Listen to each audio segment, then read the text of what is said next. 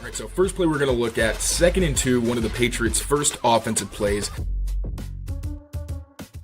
What's going on, everyone? Mike Kadlick, Taylor Kyles here for CLNS Media, back with another episode of the Patriots Daily podcast, powered by our good friends over at Prospects. I'll tell you about them a little bit later, but first, we have to hit on the newest Patriots injury report. We will do that. We will talk about Christian Gonzalez and his injury and the seemingly positive outlook on his ability to play this weekend as the Patriots welcome the Carolina Panthers to Foxborough on Sunday. And then, of course, it's a Wednesday, so we'll answer all of your Patriots mailbag questions. We asked for them on Twitter today, so we'll get to those ones.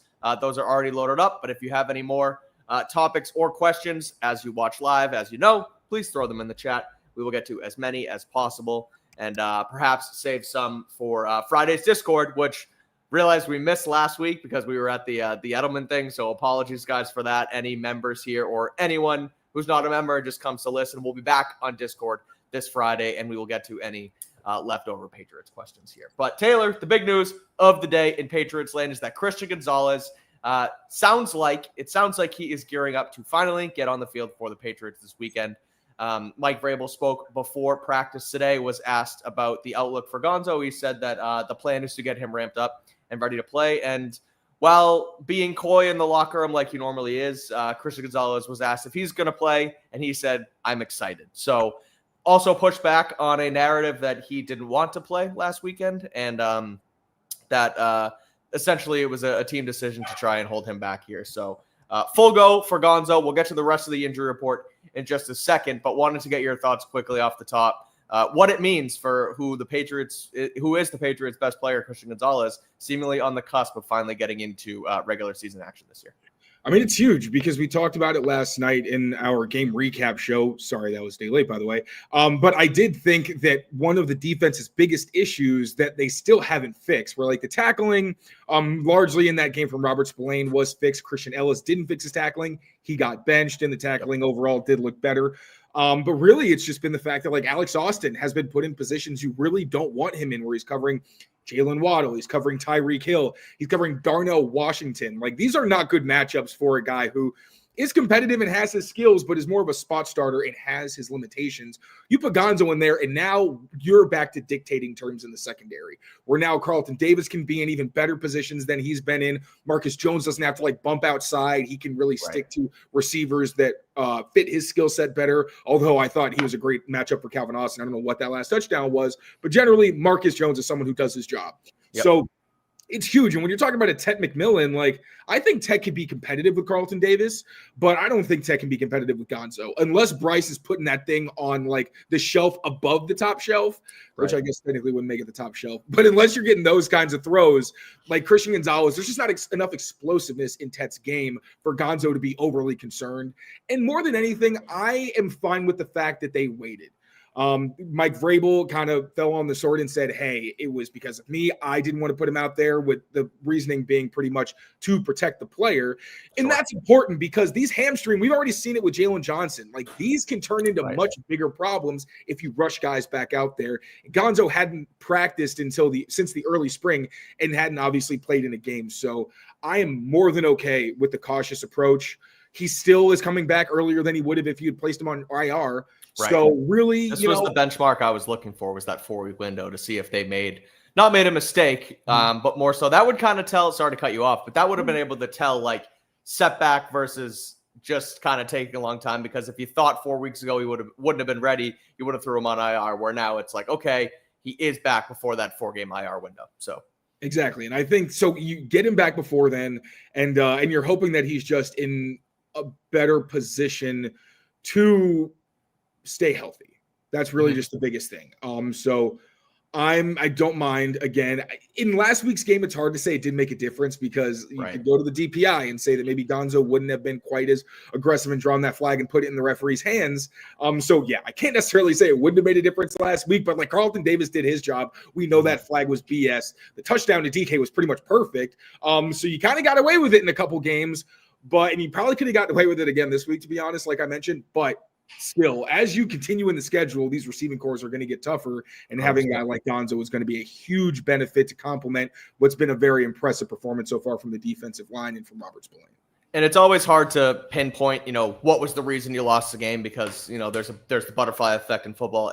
Something happens and kind of turns into something else. But then on the other end too, it's like the turnovers were probably more of the reason they lost that game last weekend rather than the defensive back depth, right? And so someone says in the chat, Gonzalez is holding out. I don't buy that.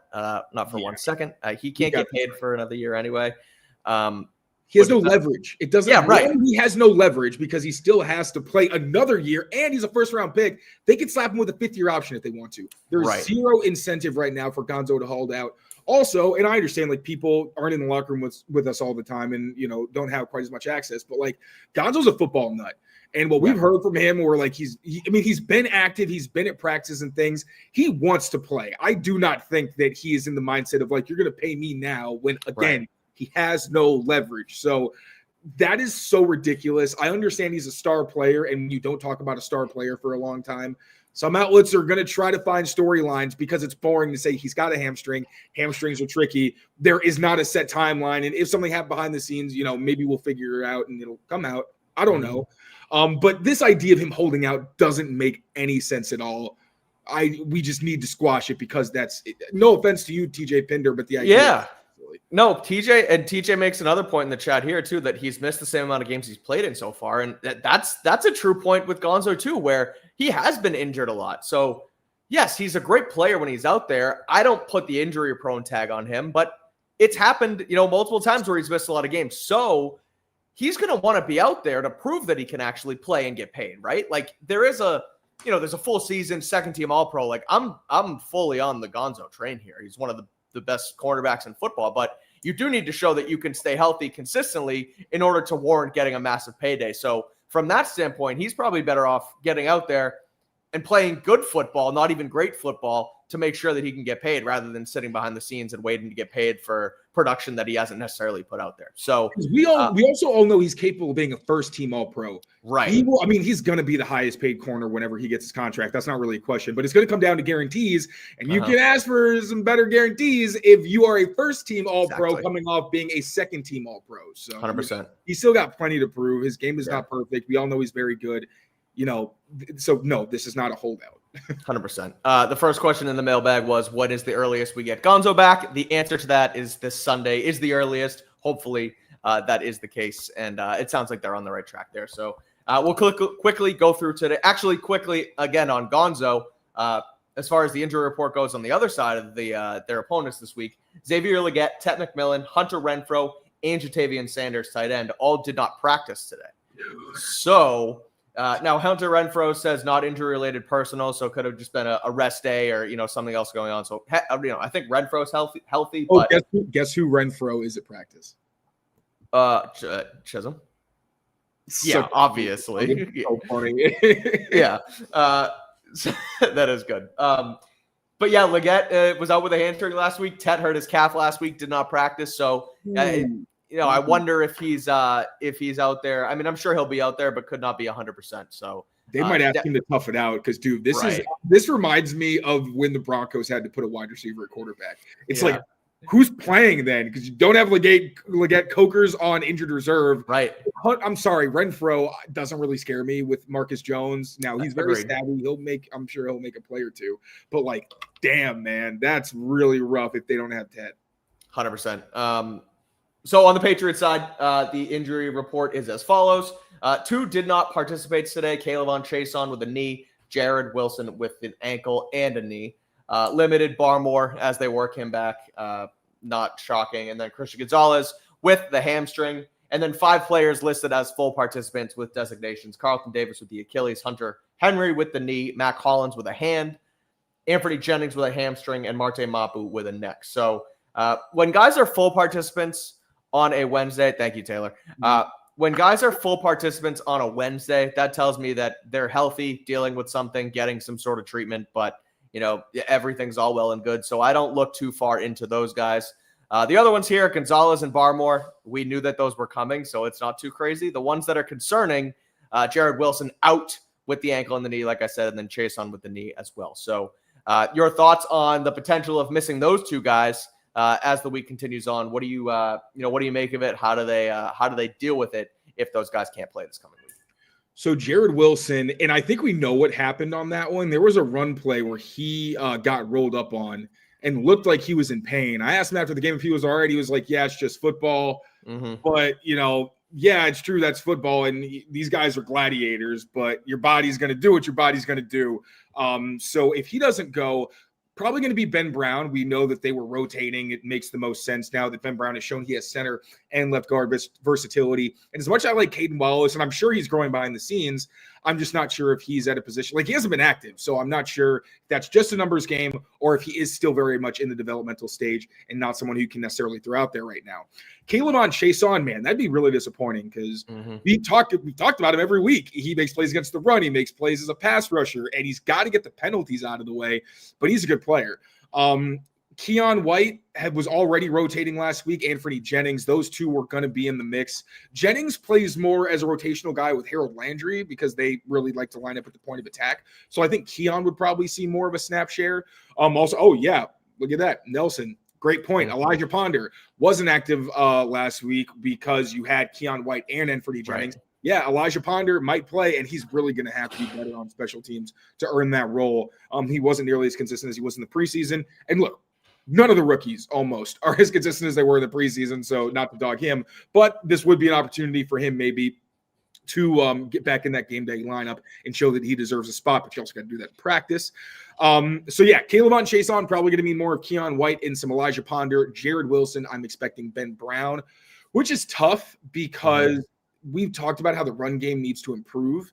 And this is just going to be kind of another week where – or not another week, but the first week where they have to have a new player in the mix, which is football at the end of the day. But really the consistency was really big. Like, I spoke to Garrett Bradbury, and he gave me some great stuff on having to basically be a good run team with a team that has so much turnover on the offensive line, that had a late kind of final settling in there towards the end of the summer. Yep. Can't practice and hit as much in pads, all the things. They're in a multiple run scheme, so some things they can't rep quite as much. He's just like, hey, man, it's the individual periods in practice. Those one-on-one opportunities that we get are very important, and just trying to basically execute similar types of blocks. So that's going to be tough, but Ben Brown had some positive moments, and as a spot starter, I do like him. It's tough because this week, man, they got some big dudes on that. Yeah, that interior is nasty, including Derek Brown. And Jared Wilson, it wasn't perfect, but he held his own against Cam Hayward. We talk about sometimes it doesn't look good, but you did your job and the quarterback's clean.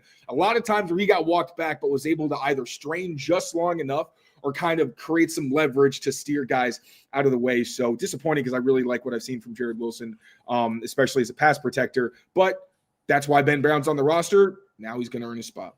100%. And it is only Wednesday. So, obviously things can change. It wouldn't shock me if one or both of these guys end up limited, even full towards the end of the week, and can go out there. We'll wait and see what happens. But Wednesday, as we know, it's an important day because it's generally the longest day, the longest install day, things of that nature. So unfortunate to not see him out there, but still a couple days to make it happen. And, I think the offensive line conversation is interesting too, because, it segues us into our first set of questions, which are basically all about the running back room and the fumbling issues. Get to that in a second. But they've had the same offensive line for 3 straight weeks now to start the season, which is something that we haven't seen. Yeah, right. It's crazy. It's consistency along the Patriots offensive line for the first time in a while. Now, it hasn't been perfect, but it's at least been the same 5 guys, which is something we've talked about, which is so important. Seeing the game through the same set of eyes, yada, yada, yada, all those cliches, but it's true.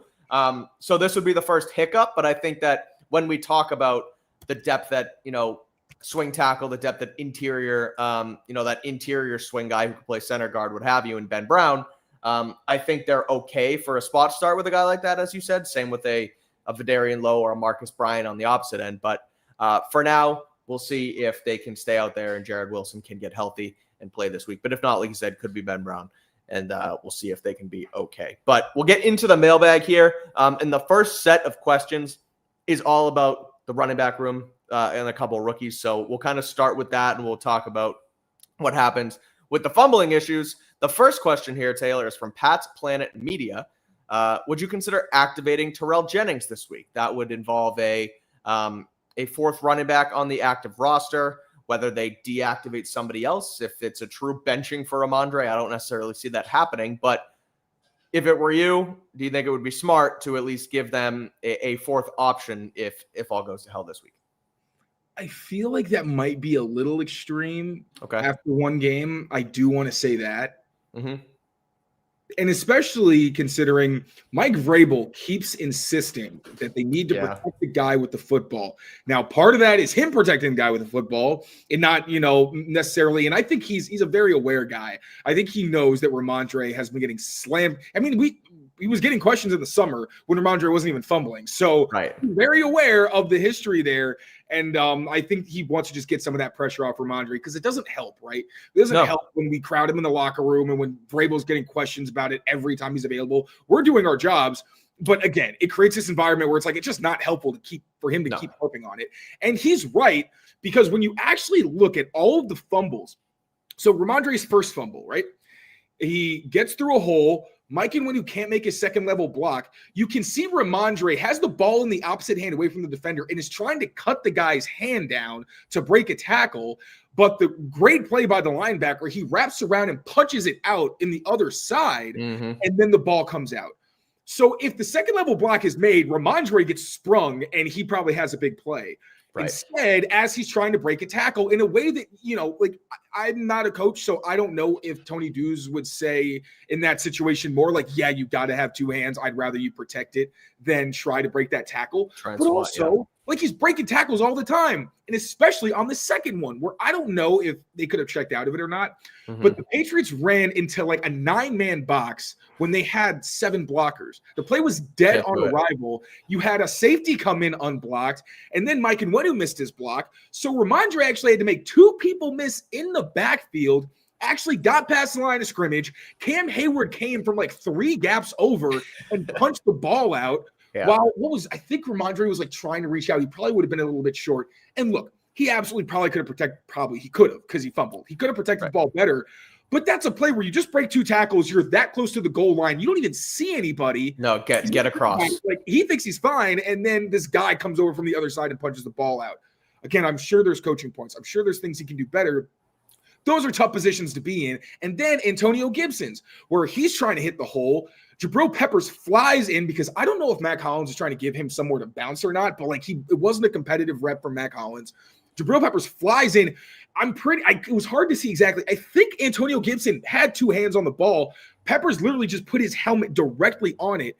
And Amit was really upset about this. He's like, why is it that every time the defender does it, nobody talks about it, unless it's Peppers?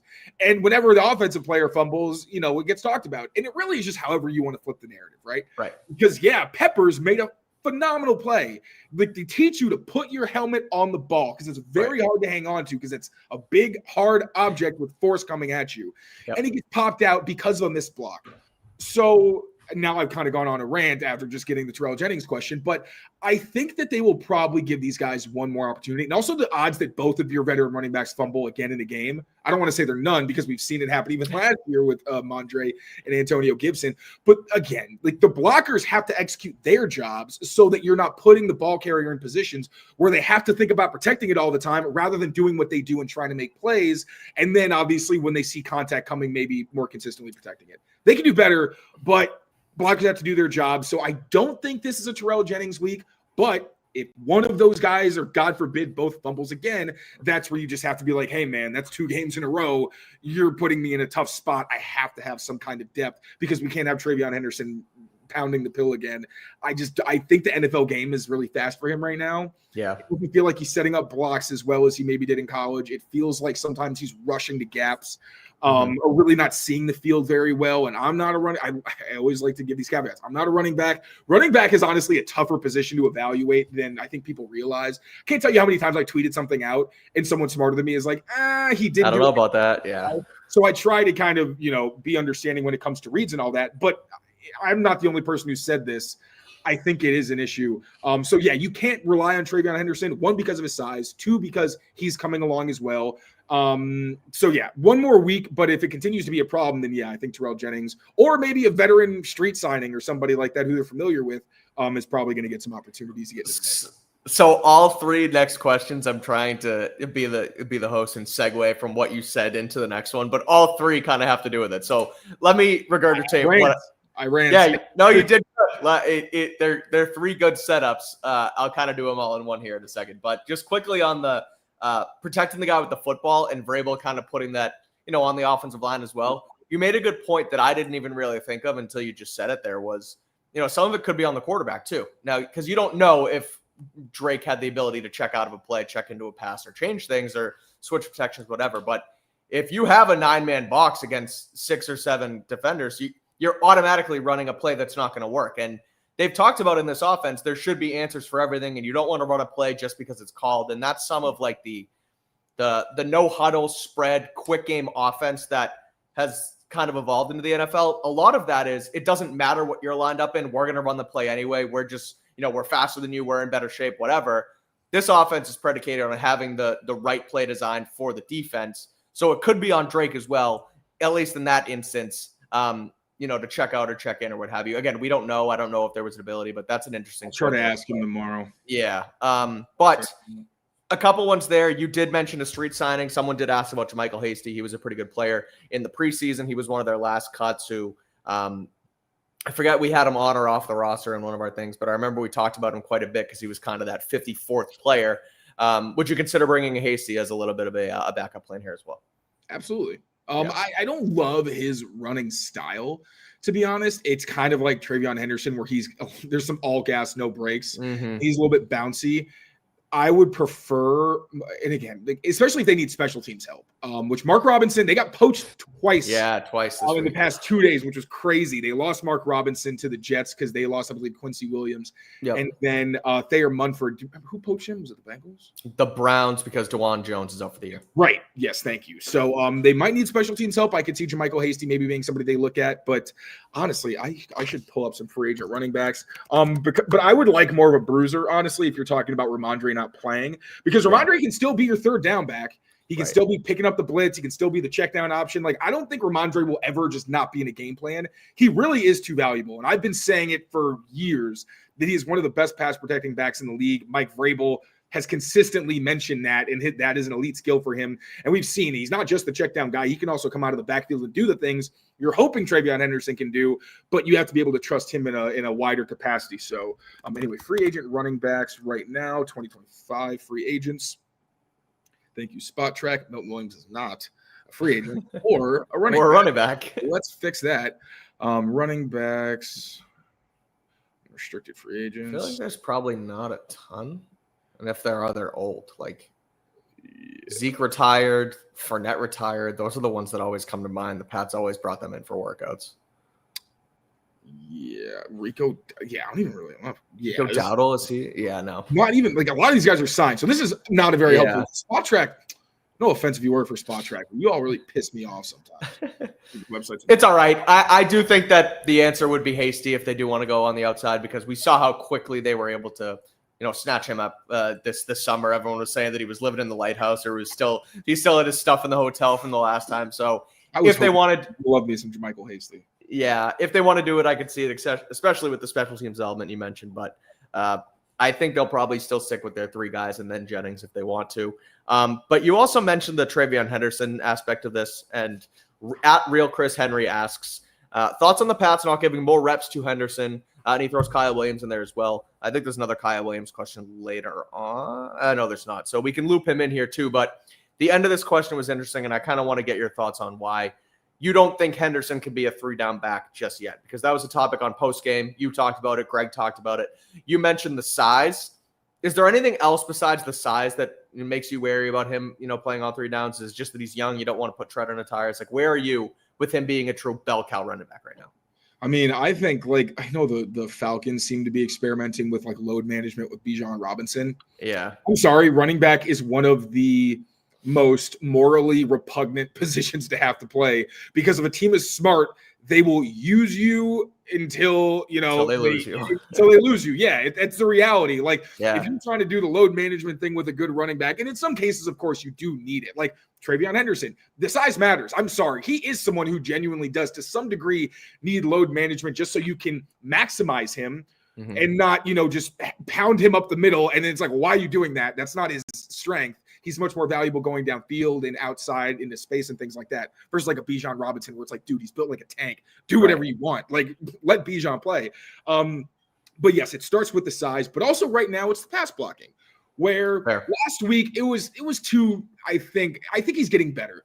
The first one that he missed where Patrick Queen hit Drake and it was almost a strip sack. What happened was Travion went into the gap where Patrick Queen started, but Queen looped into a different gap, and then Henderson tried to get to him. There was some traffic. I'm not sure what the coaching point is there exactly, but that's one for a rookie. I'm like, hey, that's not like totally forgetting your assignment. That's one where it's like, okay, maybe there's a better path to the football, or you can maybe show some better anticipation, something like that. And then honestly, later on, there was a twist. And a linebacker came and he stoned him at the line. So there's potential there, and you see it. But he needs to be consistent. And that's the biggest thing with this Josh McDaniels offense. Consistency. They need to know that when you are on the field, you are going to do your job and you are going to do it well. Mm-hmm. Kyle Williams is still very much growing. So is Travion Henderson. And I think we all want to see the shiny new toy. And that's completely understandable. But these guys... Especially when you saw the shiny new toy excel in the preseason. Everyone wants Travion so bad. Right. But then they see practices. Like, they work with these guys. They know the things that they struggle in and the things that they excel in. So if you're not seeing a guy, I've said this for years. If you're not seeing somebody, sometimes it's malpractice. Like, I'm not saying coaches are perfect. But with Josh McDaniels, I'm going to wager to say that these guys just haven't earned the trust to be in more packages. Now, still sprinkling them in. And remember, they're behind veterans that Josh McDaniels knows and who have played good football. Like, Matt Collins was open for like multiple, or at least 2 touchdowns and multiple big plays last week, even though, we act like Matt Collins only blocks and is completely useless as a receiver. He's not going to any Pro Bowls or anything, but he does have service on this Josh McDaniels offense.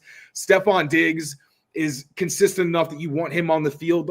And then in the running back room, again, Ramondre and Antonio Gibson are still very good players when they're protecting the football.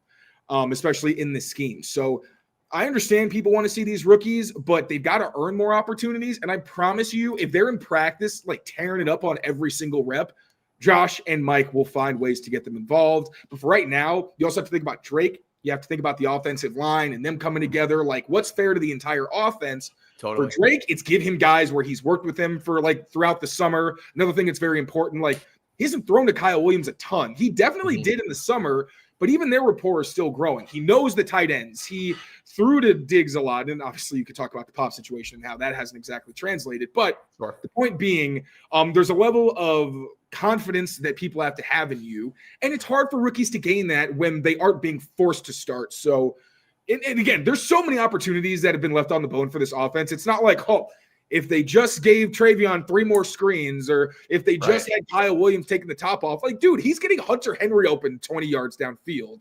Yes, there could be more juice, but the offense is being designed very well. They don't need these rookies. They just need to take advantage of turning the football over the offense. Yeah. And it's funny. I saw a clip today that popped up on social media. It was an older clip, but it was Gronk talking about how he barely played the first half of his rookie year because Brady and Josh couldn't trust him. He didn't pick it up. He didn't know what to do all the time. They designed certain plays for him. They said, Gronk, go out there. You do this. You know what to do.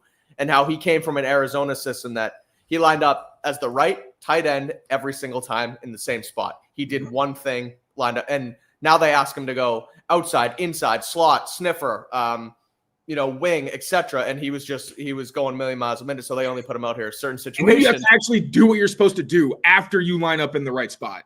Right. And he said at some point during that season, it just all clicked and I could just feel it. And I trusted myself. Tom trusted me. They trusted me. And that's when he turned into the player he was. So it is a learning curve. They are rookies. And in a system in Josh's that, is advanced and everybody's kind of said it, it's going to take a little while. And that's why the red shirt running back narrative that we had talked about with Josh, like, it's very real because of that. And I think we talked with James White this summer after they drafted Henderson, like kind of what or maybe when they signed Josh, but what have you, it was after with Josh and what the running back position has to do.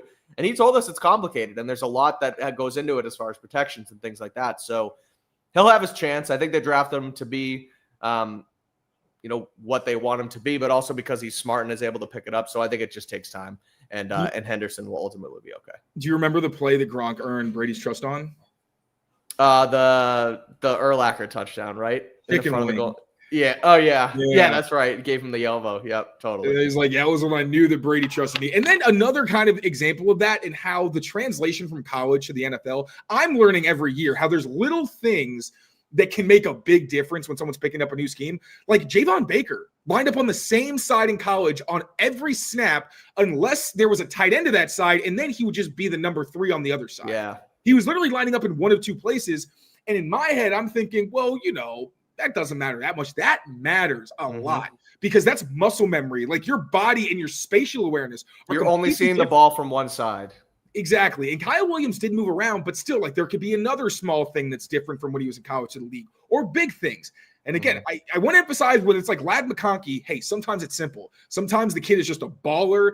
It clicks immediately and they can just go out in the field and produce.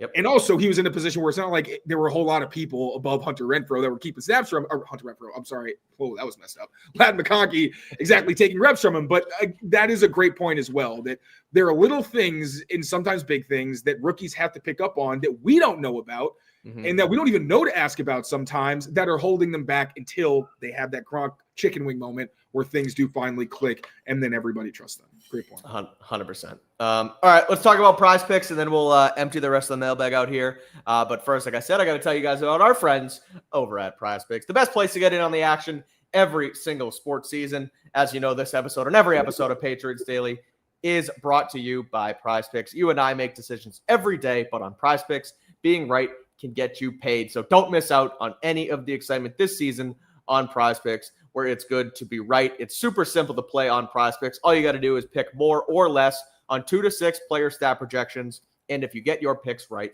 you can cash in. And this week across the NFL, Prize Picks has a new weekly flyer available. I'm going to try and put it up on screen right now if it'll let me. That's me. That is you, but I want to go like this first and go like this because Jalen Hurts has a square on Prize Picks this week across the NFL. It is more than half a passing yard. Add that to your lineups. It is a special max discount promotion live on the board right now. Again, Jalen Hurts has been discounted to only needing to go for 1 passing yard. They play the Buccaneers this weekend. It is a fun matchup, and you can throw that in your lineup as well. So head over to Prize Picks today, sign up, use code CLNS. You get $50 in lineups after you play your first $5 lineup. Again, that is code CLNS to get $50 in lineups after you play your first $5 lineup. Prize Picks, it's good to be right. Again, use that. If you go on Prize Picks, sign up today, use that code CLNS, and add Jalen Hurts' more than half a passing yard, a special 99% off discount brought to you guys by our friends over at Prize Picks. Did not mean to put your web browser on blast, Taylor, there, but trying to share our max discount here. But nonetheless, let's bow back to the mailbag. We have one more running back question, and then we'll get into some other stuff. And that is kind of what we talked about before, which is going to be another one of my segues earlier. But Vrabel seems to be giving Ramondre a lot of leeway, not putting the blame solely on him.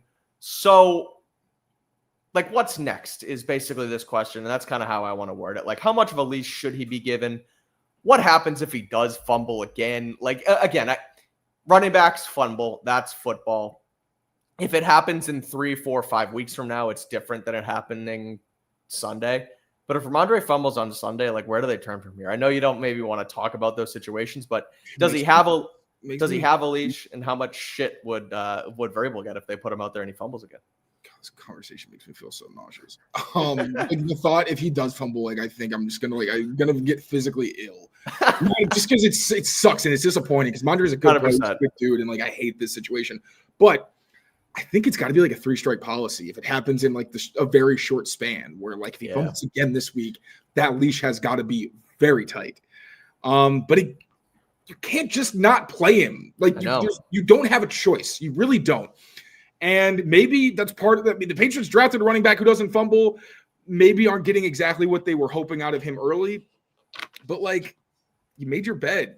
There's not a whole lot you can do. I don't know really how else to answer the question. Just got to take it as it goes. And I don't honestly want to go down the hypotheticals thing because he could fumble in a month and then fumble again that month. Like, there's so many ways this can work out. Obviously, if he fumbles again next week, that is very bad. And I'll figure it out as we go. And we'll talk about it then. Yeah, because, man, I don't think Vrabel knows I really, he keeps saying it. He's like, Right. there's no easy answer for this. And everybody's kind of saying the same thing. Right. I can prognosticate as much as I want, but that's not my style. I don't want to get into like, oh, how many ways can we punish Ramondre Stevenson? Like, I'm with you. Got to deal with it as the game goes.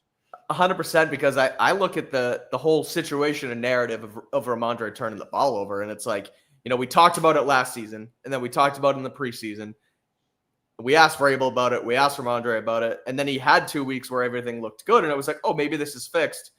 And then it happens. And then it turns into this whole thing. So you're never really going to know until you know with something like this. And not that they'll make the decision on the fly with what they do with him, but it's kind of it's a case by case, game by game basis. So there is no real easy answer.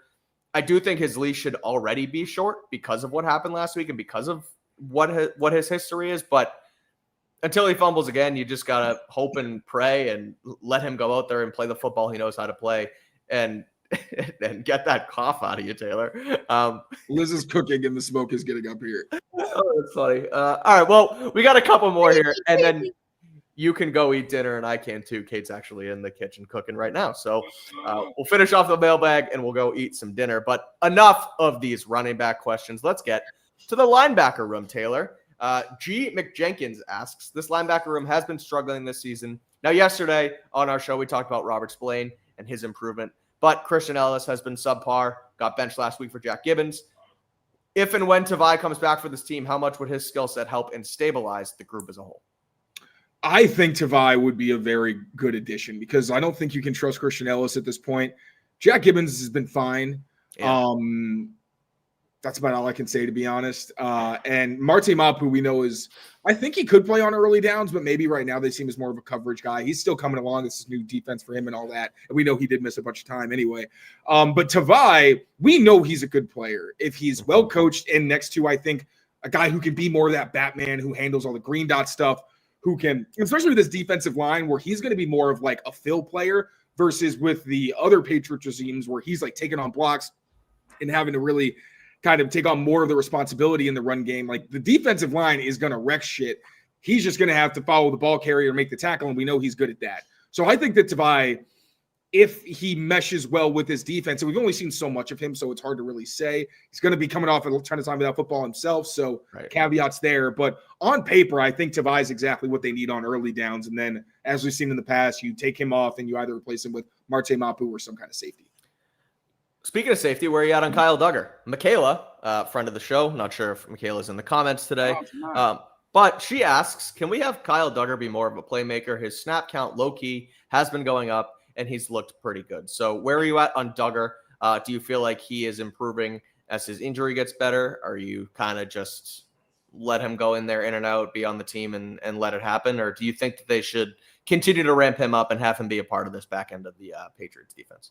I mean, he is their slot in big nickel packages, so he has played a decent amount. I think he played the most he's played this season last week, but his role was more restricted than it was against the Raiders. And I mean, he has been kind of inconsistent. Like there on the first drive, he completely lost the running back on a bounced run, and then later on, he made a tackle. But I haven't really seen that. I mean, he's on the field, and I don't see a lot of the plays being made. He lays some big hits. He does have some stops. Like the tackling has been mostly good with some whiffs that you'd probably like to have back, but it's not like he's forcing fumbles. It's not like he's getting in throwing lanes or anything like that. And he's near the line of scrimmage where we've always said that he should be.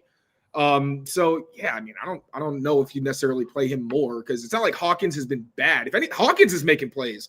I think last week might've been the first time he wasn't around the ball on a kind of play like that, but he had like the interception overturned.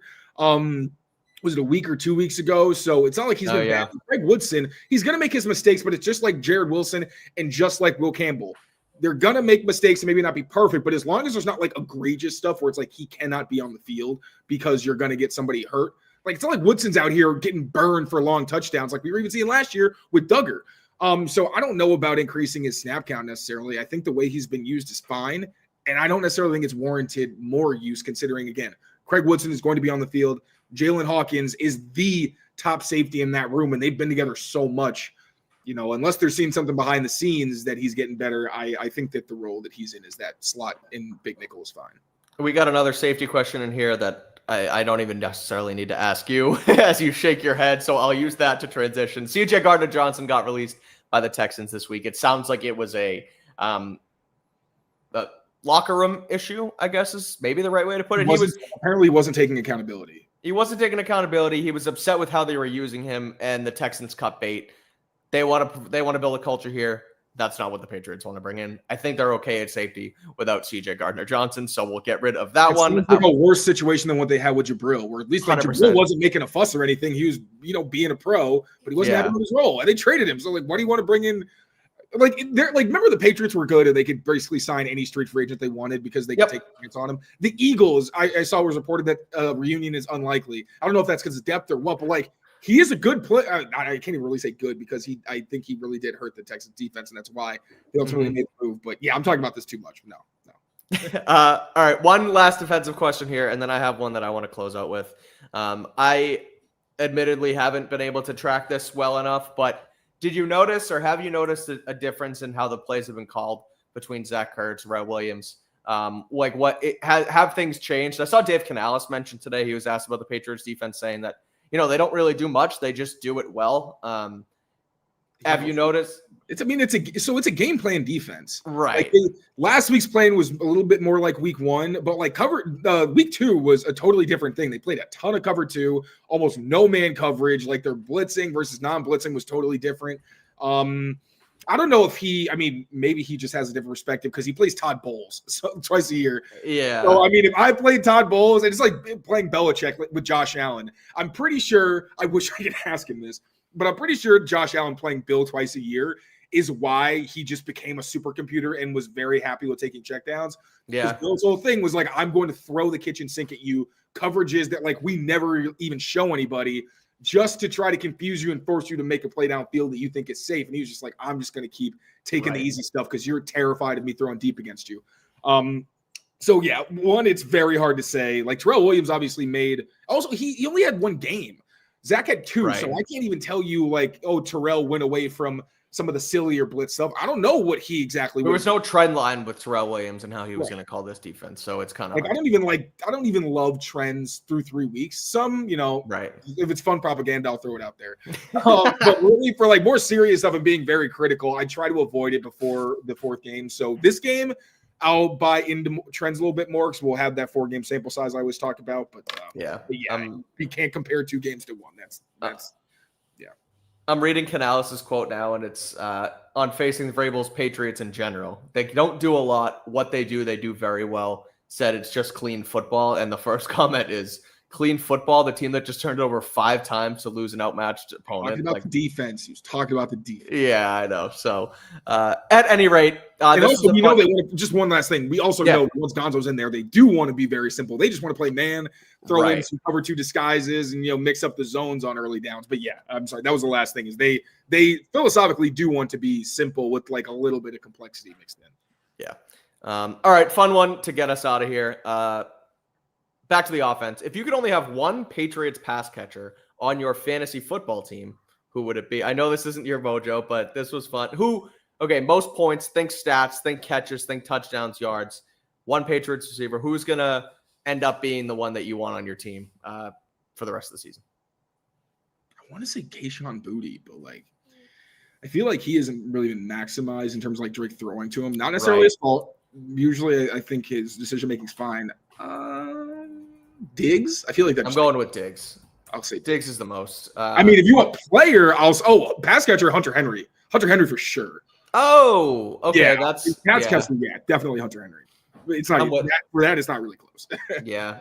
Wide receiver. I'm going to go with Diggs. I think that one makes the most sense. So he's going to keep targeting him. They're going to keep getting that rapport going, and I think that he's going to end up being more of a go-to guy as the season rolls on. But that's going to do it for our Patriots mailbag here on this Wednesday. We will be back tomorrow with some sort of Patriots versus Panthers preview. Taylor, you want to tease that out? What do we got coming down the pipe? It's still a surprise because we're working out the details. Perfect. Sounds good. Well, we will have some sort of Patriots versus Panthers preview on the channel ahead of the weekend. So make sure you keep it here. Tune into that. We will also do our Friday Discord at 3 p.m. this week. Back to it. Members ask questions. Everyone can join and listen in. Members get, like I said, access to the stage. You can speak with us. So we'll promote that on Twitter. We'll promote that throughout the rest of the week as well. But that's going to do it here for this episode of the Patriots Daily Podcast. Thank you to Taylor for all of the wisdom, and we will see you guys later this week. Keep it locked in here on Patriots Press Pass. We'll have continued coverage, Pat's Daily, Pat's Interference, Greg Bernard Patriots Podcast, all that jazz. So make sure you rate, review, subscribe to the channel and all of the shows wherever you get your podcasts. Until then, thanks for watching. Take care of yourselves. Take care of each other. And we will see you next time. Peace out, everyone.